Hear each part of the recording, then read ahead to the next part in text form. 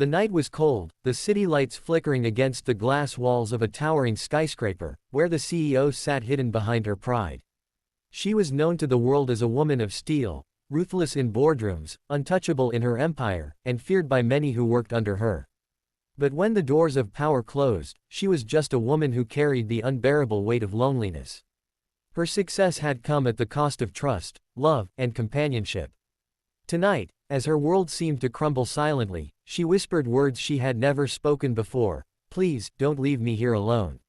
It wasn't her assistants, her lawyers, or her so-called friends who heard that broken plea. It was a man she barely knew, a single dad who worked quietly at the same building.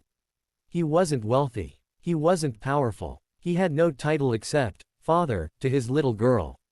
And yet, his presence carried a kind of strength that no amount of money could buy. He stepped forward, not with grand promises but with steady eyes and a calm voice. In that moment, he didn't see a billionaire CEO. He saw a woman desperate for someone to stay, someone to care, someone to see beyond the armor she wore every day. His hand reached out, warm and sure, grounding her in a way she hadn't felt in years. The CEO blinked back tears. For once, she wasn't being admired for her empire or feared for her power. She was being understood. The single dad, who had fought his own battles of raising a child alone, knew the ache of loneliness all too well. That recognition bridged the gap between two very different worlds. From that night on, the story of their lives began to change.